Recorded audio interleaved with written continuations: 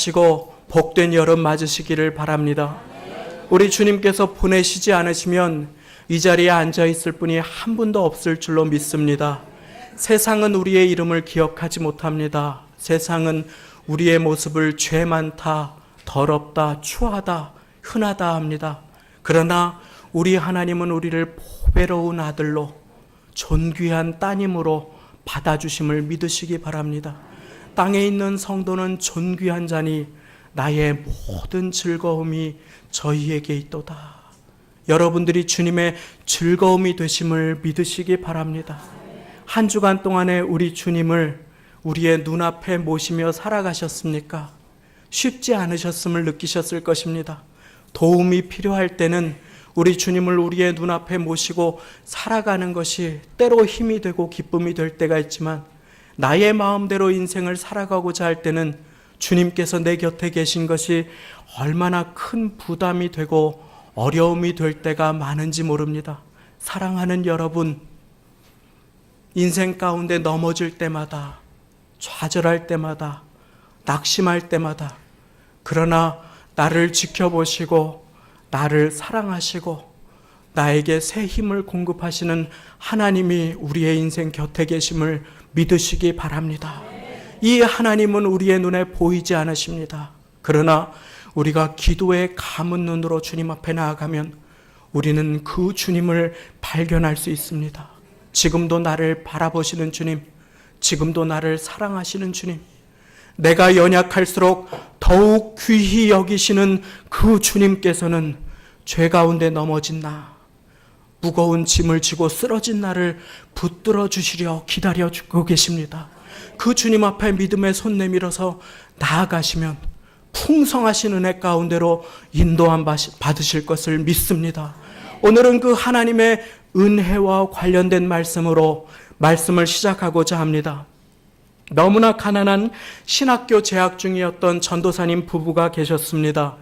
외국에서 대학원에 재학 중인 학생이니 무슨 돈이 있으셨겠습니까? 그런데 결혼한 지 몇 년 만에 결혼기념일이 되어서, 특별한 날이 되어서 처음으로 외국에 있는 식당에 아내를 데리고 이 전도사님이 함께 가셨다고 하는 것입니다.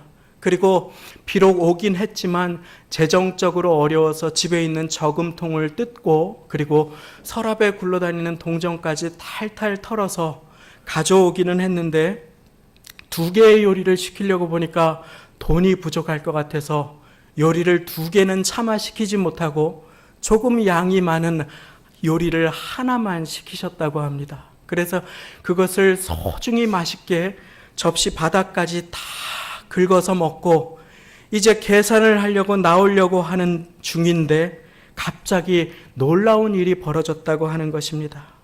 놀랍게도 음식값이 이미 계산되었다고 그렇게 얘기를 해주는 것이었습니다. 자초지종을 알게 된 그 전도사님의 사연이 이렇습니다.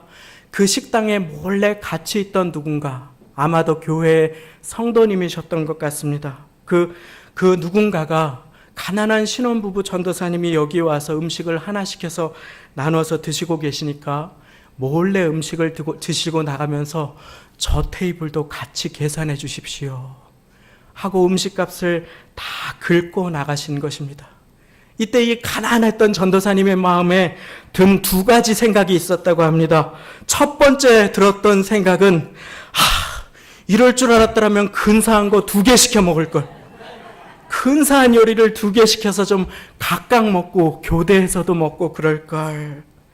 그리고 2번째 든 생각이, 하나님, 저도 이제 인생의 이후에 여유를 허락하여 주시면 식당에서 전도사님들을 만날 때 그냥 지나가지 않고 꼭 베푸는, 은혜 베푸는 인생을 살아가게 해주십시오 라고 기도드렸다고 하는 것입니다. 그래서 지금은 목사님이 되신 외국에 계시는 귀하게 목회하시는 그때의 전도사님은 식당에서 전도사님들이 식사하고 계시면 몰래 음식값을 내고 나가주시는 그러한 목사님으로 유명합니다. 저도 그분을 식당에서 만나기를 간절하게 원하였는데 한 번도 식당에서 뵙지는 못하였습니다. 제 전도사 시절에 그때에 그분이 왜 그렇게 하셨겠습니까? 왜 지금까지 그러한 삶을 이어오고 계시겠습니까? 그때에 베풀어 주신 고마운 은혜를 소중하게 기억하고 있기 때문입니다. 하나님께서는 우리가 은혜 가운데 또 하나님을 아는 지식 가운데 자라가라 라고 하나님의 말씀을 통하여 명령하여 주고 계십니다. 한번 한 손을 가슴에 얹겠습니다. 그리고 저를 따라 선포해 보시겠습니다. 자라가라. 한 번 더 고백하겠습니다. 자라가라. 아멘. 손을 내리셔도 되겠습니다. 자라가라 라고 하는 것은 자라가면 좋겠습니다 라고 하는 권고가 아닙니다. 자라가라 라고 하는 것은 명령입니다. 우리는 하나님의 은혜 가운데에서 그리고 진리의 말씀 가운데에서 자라가라 라고 명령함을 입은 존귀한 하나님의 아드님 따님들이신 것입니다. 그런데 우리의 인생에 어떠한 인생은 은혜 안에서 무럭무럭 성장하고 자라가서 넘어진 사람들을 붙들어주는 인생이 있는가 하면 또 어떤 인생은 20년이 지나도 30년이 지나도 투정하고 불평하며 그 자리에서 누군가 베풀어주기만을 바라는 인생이 있습니다. 어디에서 이런 차이가 나는 것입니까? 무엇 때문에 이와 같은 차이가 나는 것입니까? 제가 목회자로 안수를 받고 목사로 섬기기 전에 감사하게도 몇 교회를 방문할 수 있는 기회를 얻게 되었습니다. 그래서 주변의 유명한 교회나 동네의 지역교회나 몇 교회를 감사하게 방문해 보았습니다. 그리고 저는 제가 방문한 교회를 딱 두 종류의 교회로 나눌 수가 있었습니다. 첫 번째의 교회는 저를 찾아와서 따뜻하게 환대하시는 성숙한 교회였습니다. 은혜가 넘치고 아름답게 자라나는 교회였습니다. 부담을 주지 않지만 친절을 베풀어 주시려고 하고 손잡아 주시려고 하고 하나님께서 보내신 귀한 분이 오셨구나 환영하려고 하는 그 마음이 느껴지는 교회가 있었습니다. 그리고 안타깝게 또 한 부류의 교회가 있었습니다. 그 교회는 인사 받으려고 하는 교회였습니다. 단 한 사람도 저를 찾아와서 친절의 인사를 안부를 나누는 분이 없었습니다. 모든 성도님들이 뒤로 젖혀져 있었습니다. 네가 인사를 하지 않으면 나도 너를 모르는 채 하겠다 라고 하는 은혜와는 상관없는 참으로 가슴 아프고 안타까운 교회의 모습이 있었습니다. 그런데 사랑하는 여러분, 전자의 교회, 그 아름다운 교회, 서로 찾아와서 손을 잡아주고 환영하려고 하는 교회에 갔을 때에는 그곳에 은혜의 향기가 은은하게 넘쳐 흐르고 있었습니다.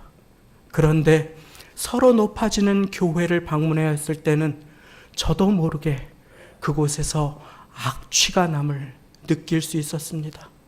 사랑하는 여러분, 여러분들은 어떤 교회를 희망하십니까? 어떤 교회에 몸담고 어떤 교회를 다니기를 원하십니까?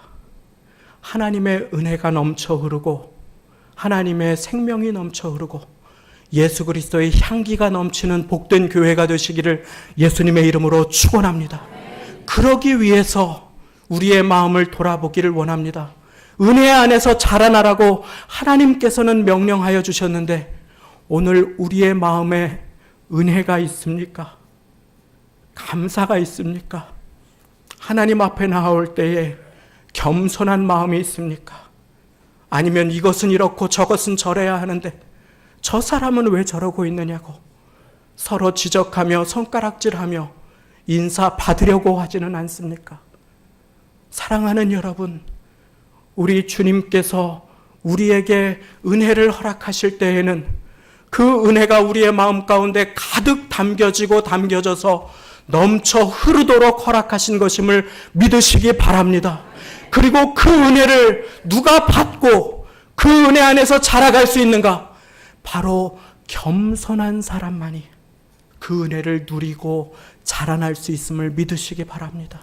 하나님께서는 교만한 자를 대적하시고 겸손한 자에게 은혜 베푸시느니라. 하나님의 말씀이 증거하여 주고 계신 것입니다. 오늘 우리의 마음 겸손함으로 주님 앞에 나와왔습니까? 높아진 마음으로는 은혜의 물결이 나를 통해 흐르지 않습니다. 내 마음속에 하나님께서 부어주셨던 그 아름답고 싱그러운 은혜의 물결이 나를 통해 넘치고 넘쳐서 겸손하게 낮아졌을 때 계속하여 흐르는 그 은혜의 물길은 또 다른 사람을 이 가뭄에 살립니다. 그 사람에게 생수를 건네주며 열매 맺는 자리로 나올 수 있게 됩니다. 그러나 내가 높아져 버리면 나는 성장하지 못하고 성숙하지 못하는 안타까운 자리에 있게 됩니다. 그러면 하나님께서 나에게 허락하여 주셨던 소중한 은혜는 그저 내 마음속에서 그렇게 고이고 마는 것입니다. 어느 순간 나는 나도 모르게 첫 마음을 잃어버리고 부패하고 냄새나는 자리에 설 수밖에 없음을, 저도 이 자리에 모든 성도님들도 반드시 기억하고 하나님 앞에 나와야 하는 것입니다.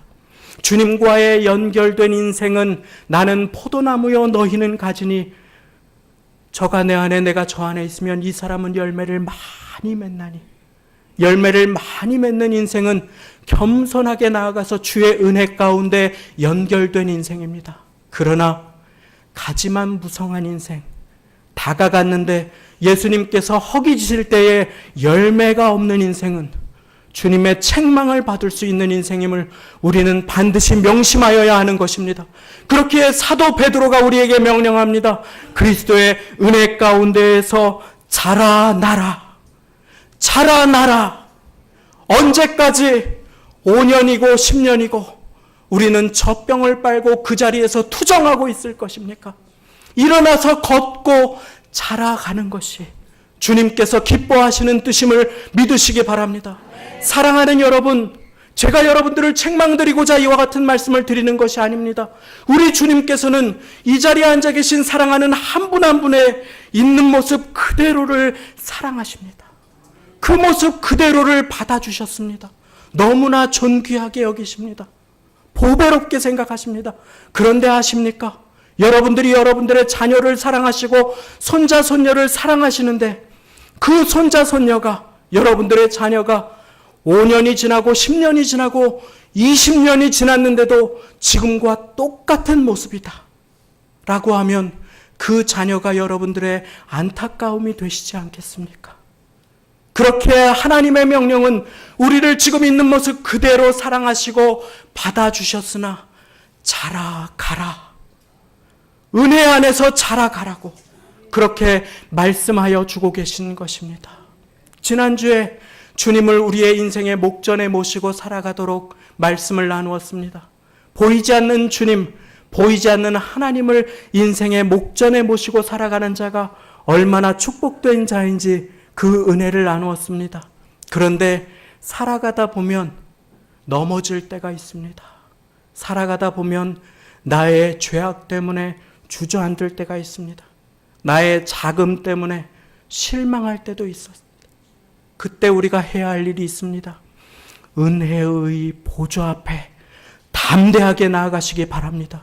사도 바울은 믿음의 아들 디모데에게 내 아들아 은혜 안에서 강하여라 라고 권고하여 주고 있습니다. 우리는 나의 능력으로 주님을 섬기려고 하지 말고 끊임없이 주님의 은혜로 달려나가야 하는 것입니다. 넘어졌을 때, 면목 없을 때 내가 이래서 예수님 믿는 사람인가? 도대체 이래서 하나님이 나를 통해서 일하시겠는가? 할 때, 그때가 바로 은혜를 받을 만한 때요. 그때가 바로 구원의 날임을 잊지 마시고 하나님 앞에 달려나가서 가난한 마음, 빈 마음으로 주님 앞에 무릎 꿇으시기 바랍니다. 사랑하는 여러분, 괜찮습니다. 괜찮습니다. 자식을 혼낸 부모에게 자녀가 다가올 때 부모가 끌어안아 줄 수 있는 것처럼 그렇게 여러분들 잘못했더라도 하나님 앞에 나아가십시오. 무릎으로 나아가십시오. 은혜의 풍성한 하나님, 은혜의 풍성하신 하나님께서 계속하여서 우리에게 은혜를 공급하여 주시고 우리는 그 은혜의 생수를 마시며 무럭무럭 자라나는 하나님의 약속의 사람들이 다 되실 것입니다. 그런데 우리가 경계해야 할 한 가지, 은혜 안에서 자라나기 위해서 반드시 경계해야 할 한 가지는 교만입니다. 우리가 높아지는 것입니다. 하나님께서 나에게 베푸시는 은혜를 내가 잘했기 때문에, 내가 이만큼 했기 때문에 나는 받을 자격이 있다고 착각할 때부터 우리는 성장이 멈춘 사람들로 그 자리에 서게 되는 것입니다. 마태복음 20장 말씀해 보시면 하나님께서 사꾼들에게 은혜를 베풀어 주십니다. 일찍 온 자에게도 늦게 온 자에게도 손 붙잡아 포도원으로 이끌어 주십니다. 그런데 늦게 온 자들에게 동일한 싹스를 지불해 주시는 하나님께 먼저 온 자들이 불평하기 시작합니다. 이게 웬일입니까? 어떻게 그 입에서 불평이 나올 수 있습니까? 왜냐하면 내가 이 정도 일했으니까 이만큼 나는 받을 수 있다고 착각하기 때문인 것입니다. 사랑하는 여러분, 하나님께서 우리에게 베풀어 주신 구원의 은혜는 너무나 값비싸기 때문에, 우리가 갚을 수 없기 때문에 공짜임을 믿으시기 바랍니다. 예수 그리스도의 생명으로 하나님께서는 당신의 모든 지불할 수 있는 값을 다 지불하여 주셨습니다. 그러나 그것이 우리에게는 값없이 주어졌기에 우리는 하나님의 은혜를 잊어버리고 그저 그렇게 살아갈 때가 너무나 많이 있는 것입니다. 하나님의 뜻은 우리가 하나님의 은혜를 기억하여 그 은혜를 베푸는 걸음으로 한 걸음 나아가는 것임을 믿으시기 바랍니다. 운전할 때 제가 참 화가 나게 하고 머리에 뚜껑이 열리게 하는 사람들이 있습니다. 제가 모닝을 끕니다. 그런데 경차를 끌다 보니 잘 안 비켜줍니다. 그런데 어떠한 경우에 앞에 이렇게 길이 끊어지려고 하는 때가 있습니다. 옆에서 차들이 들어오는데 앞이 공사 중이라 아주 위험해요. 그래서 앞에 있는 차들 중에 하나를 이렇게 끼워줍니다. 저대로 가면 사고 나겠는데, 고속도로에서 속도를 줄여서 넣어주지 않으면 큰일 나겠는데 하고 비상 깜빡이를 켜고 차를 이렇게 넣어줍니다. 그런데 그 앞에 차가 곤란한 지경에서 들어가려고 하는데 자기는 양보를 받았는데도 끝까지 클락션을 누르면서 위험한 지경에 처해 있는데도 그 앞에 차에게 비켜주지 않으면 저 운전자가 어떤 사람인지 한번 그냥 얼굴을 보고 싶다, 괜히 비켜줬다 라고 할 때가 있습니다. 은혜를 받았는데, 자신도 은혜를 베풀어야 하는데 까맣게 은혜를 잃어버린 사람의 삶에서는 그만 우리도 모르는 사이에 악취가 나고 하나님께서는 역사하시지 않는 것입니다. 향기 나는 교회, 은혜가 흐르는 교회를 소원하시면 한번 아멘 하시기 바랍니다. 그렇다면 우리의 마음 가운데 은혜를 가득 품은 마음으로 서로를 대하시기를 바랍니다. 내 마음의 향유 옥합을 주님 앞에 나와 깨뜨리시는 복된 저와 여러분들이 되시기를 바랍니다. 사랑하는 여러분, 교회에 나와서 이 교회는 왜 이렇고 왜 저렇고 라고 손가락질하는 사람들은 많습니다. 그러나 예수님 앞에 나와서 향유 옥합을 깨뜨린 한 여인을 통해서만 예수님께서는 높임과 영광을 받으셨습니다. 주님께서는 제자들을 만류하셨습니다. 아니, 저 여인이 왜 저것을, 저 값비싼 것을 왜 예수님께 저렇게 가난한 사람들에게. 그러나 주님께서는 그 여인을 칭찬하셨습니다.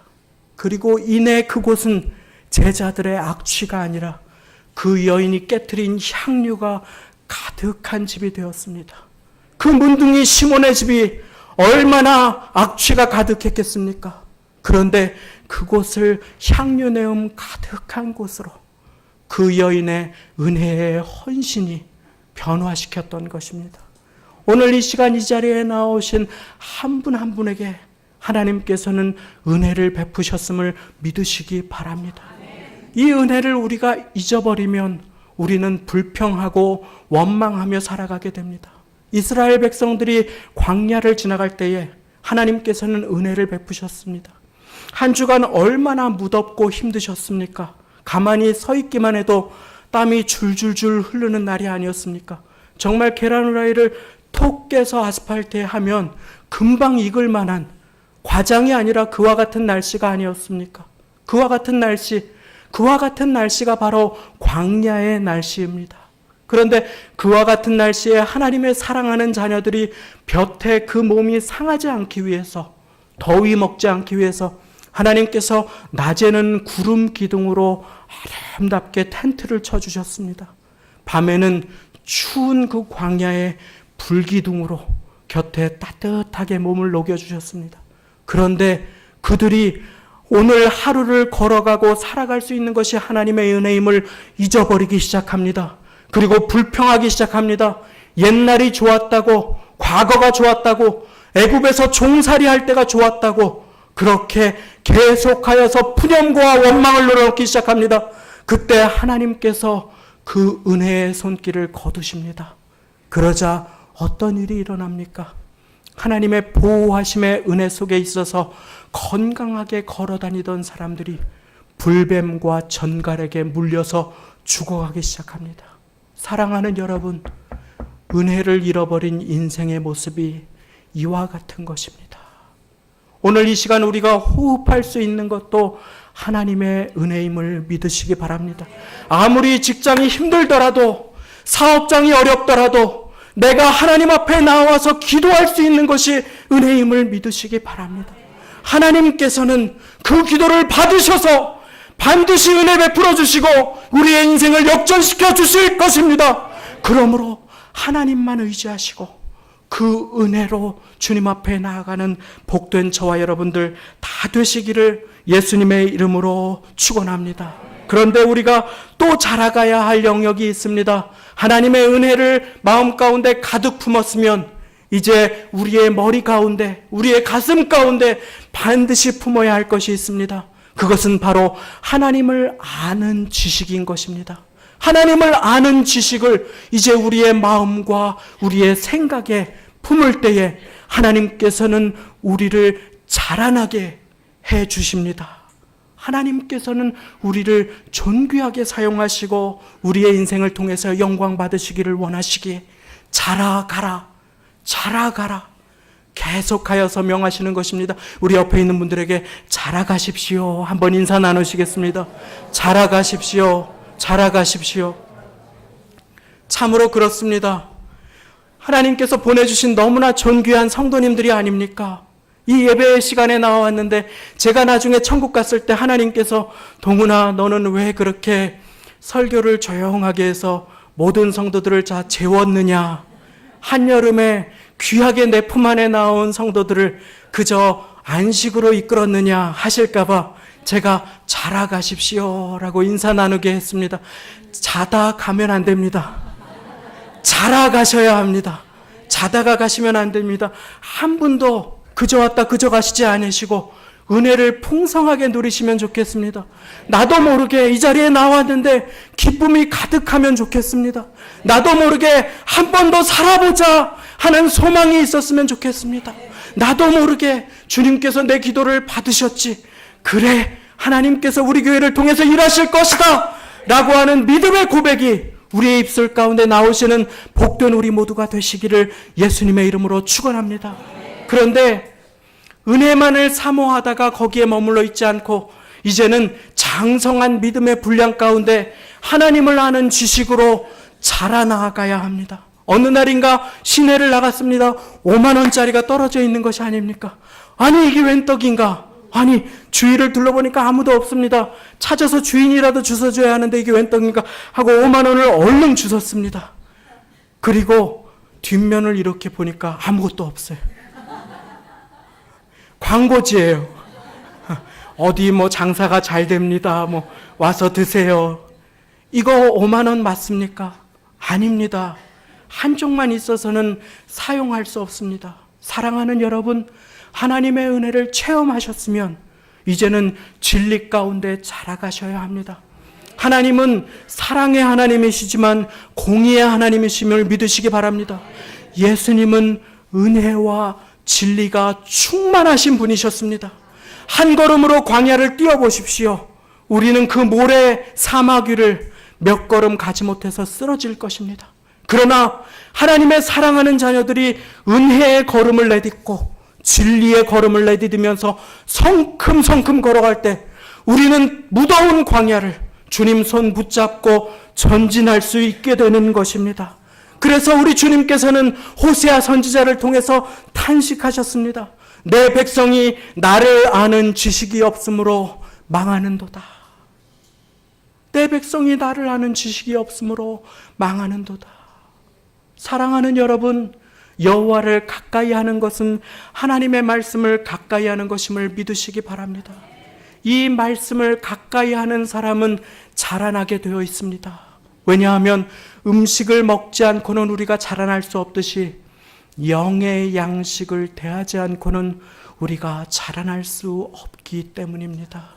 일주일에 한 번 이 말씀을 듣는 것도 귀합니다. 그런데 참으로 복된 사람은 들은 말씀을 또 한 번 기억하고 묵상하는 사람임을 믿으시기 바랍니다.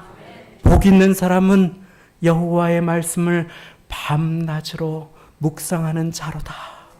주님께서는 그래서 다니엘을 통하여 선포하게 하십니다. 오직 그 여호와 하나님을 아는 백성은 강하여 용맹을 떨치리라. 여호와 하나님을 아는 백성은 강하여 용맹을 떨치리라. 여러분들에게 말씀을 전하기 위해서 베드로 후서의 마지막 말씀을 준비하면서 저도 베드로 전후서를 간절하게 읽었습니다. 그런데 그 가운데 베드로 사도의 고백이 기억에 남습니다. 그가 고백합니다. 우리 주 예수 그리스도를 알므로 너희에게 은혜와 평강이 더욱 많을지어다. 우리 주 예수 그리스도를 알아감으로, 주님을 알아가기 위해서 말씀을 가까이 하고 하나님의 은혜를 맛보는 하나님의 자녀들은 반드시 자라나게 되어 있는 것입니다. 그래서 우리는 단기성서 특강을 열고자 합니다. 이 무더위에 이게 웬일입니까? 그러나 말씀을 사랑하시고 가까이 하시면 축복이 임할 것입니다. 여호수아에게 주님 명령하셨습니다. 이 율법책을 내 입에서 떠나지 말게 하며 그 가운데 기록된 대로 지켜 행하면 네가 형통하리라. 하나님께서는 여러분들의 인생이 형통의 대로로 인도하여 주시기 위하여서 오늘도 말씀을 허락하여 주셨습니다.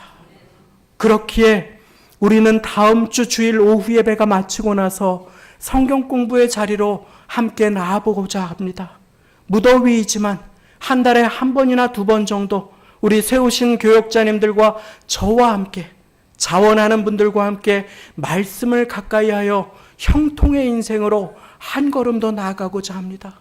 혹시 마음에 부담이 되시는 분들이나 주일에 시간이 허락되시는 분들은 꼭 함께 해주시기를 바랍니다. 하나님께서 그 시간을 통해서 예비하신 놀라우신 은혜가 있음을 믿습니다. 새 힘이 있을 것입니다. 그리고 여호와 하나님의 말씀을 양식 삼는 백성은 무럭무럭 자라나게 될 것입니다. 5년 후, 10년 후 주님께서 세우신 사랑하는 성도 순복음교회는 어떠한 모습을 갖게 될 것입니까? 연세가 많으신 분들이 젖병을 들고 투정하는 자리에 머물러 있을 것입니까? 아니면 무럭무럭 자라난 강건한 그리스도의 용사들이 또 다른 다음 세대를 세우며 부흥하고 축복받고 한 영혼이 살아나고 돌봄받는 그와 같은 교회가 될 것입니까? 오늘 하나님께서는 명령하십니다. 우리 주 예수 그리스도의 은혜와 저를 아는 지식에서 자라가라. 자라가는 복된 우리 모두가 다 되시기를 예수님의 이름으로 축원합니다. 함께 기도하시겠습니다.